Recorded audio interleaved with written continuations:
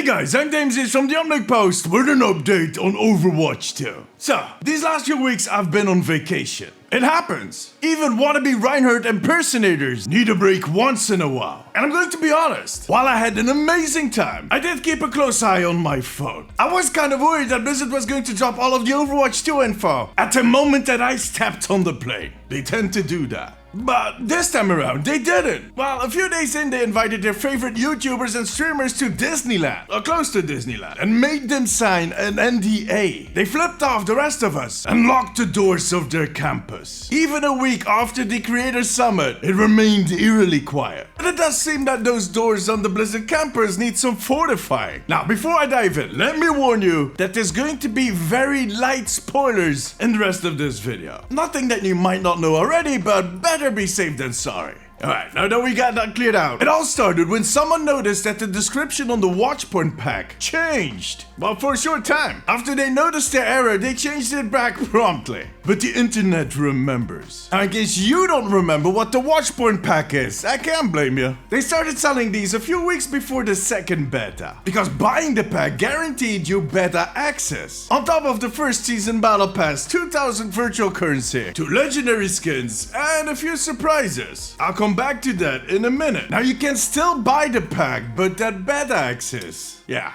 you're slightly too late for that. Anyways, the description was updated. Suddenly they're talking about 7 legendary skins and 5 epic skins. And that includes the 2 new Space Raider skins for Soldier and Cassidy. What are the 5 other legendary skins and those 5 epics? I don't know. The second part of the info learned is that there will be 80 tiers of content in the battle pass, including the mythic Cyber Demon Genji skin, which is good news, but I'll come back to that later. The big news was that it also includes the legendary Hinotori Kiriko skin, and that buying the battle pass was going to give you immediate access to the new hero. So not only did we learn the name of the new hero, Kiriko, but it also told us that she'll be locked behind the battle pass. By the way, Hinotori is Japanese for Phoenix. I just wanted to share that. I googled it.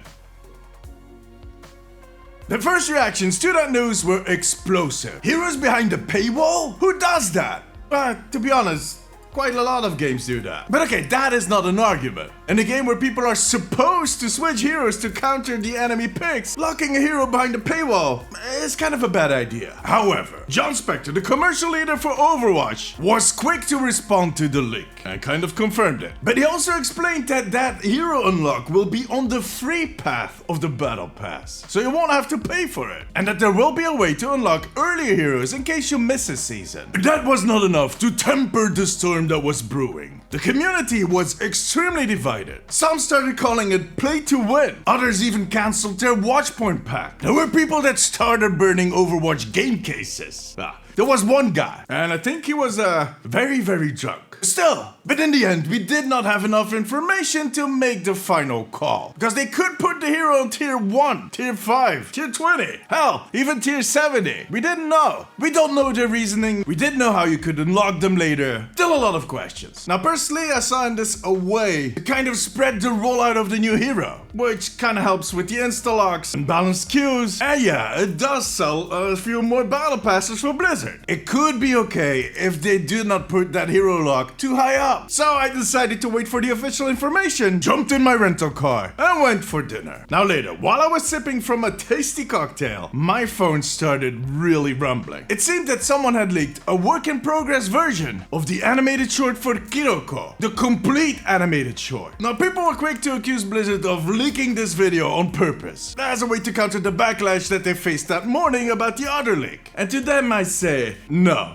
This leak was the last thing Blizzard needed at that point. A ton of people had been working on this for months, putting in all their time, their passion, their love for the game, their love for the hero. They were telling a story. And now it was out there, incomplete, in about the worst way possible. It sucked. That is why Blizzard had the trailer and any screenshot of Kiriko on Twitter removed. But in that short window, we got a first look at the new Fox hero. Now I'm not going to discuss the video any further. We need to keep that for when they release it officially. And trust me, you'll want to see it. It is really awesome. But in the meantime, that anger and disappointment within the community kept growing. But that cascade of leaks was not done yet. This last weekend, a new leak popped up. This time around on 4chan. Now, by now, all of us know that those 4chan leaks are often bogus. Very often even. But this one was kind of interesting, even if it turns out to be fake. This leak suggested that the Overwatch Battle Pass will follow the Warzone template. Apparently Activision Blizzard is forcing all their teams to follow this template, because it's making them a lot of money. The Premium Pass will cost you about 1,000 virtual currency, which is around $10. You will instantly unlock the new hero and get a legendary skin for her. There are indeed 80 tiers in the Battle Pass, and the hero unlock on the free track is on tier 20,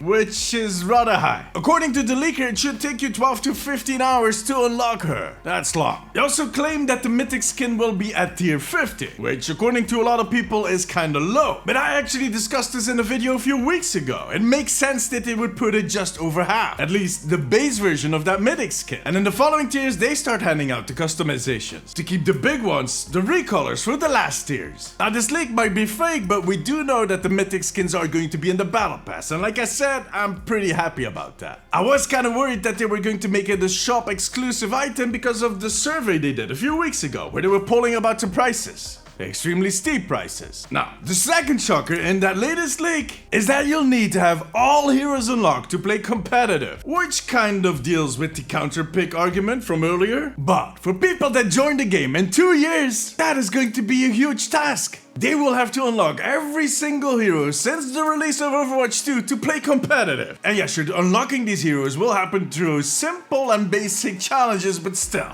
it's going to feel like a chore, and you don't want that in a game. On top of that, competitive play will be locked for the first 2 weeks of the season, which is actually not entirely new. Back in the day when they still released new heroes, remember that? They would often lock out heroes from comp for the first 2 weeks. But this time around, they claim that it's going to be all of competitive. And that sounds risky. Sure, it will allow Blizzard to balance the new hero. It will give the players the chance to unlock the new hero. And again, counter some of the arguments that people put on the table about the hero lock. But again, we'll have to wait for the full story. And that is actually what I'm most worried about. See, I can understand that they want to wait till the actual release to put that marketing machine to work, to get us all those trailers on TV. Magazine covers. Are there still magazines? I can also understand that they want to hold some things back to kind of surprise us on release. But after all the promises that were made about communication, and for the many times that we've heard, we'll be revealing more in the months and weeks to come as we approach the release. I personally expected more, and I expected it sooner, especially when it comes to all of the monetization, to competitive 2.0. Those are serious open questions that the active community, their most loyal players that stuck with them for years, need answers to. So I'm hoping that they'll start talking soon. The sooner the better. And since I'm back in my studio, well, as soon as that happens, you'll hear about it right here on Instagram, Twitter, and TikTok. Now, how do you feel about all these leaks? Let me know in the comments. Join me during my streams on twitch.tv/DamesTV. And make sure to subscribe for more updates on Overwatch.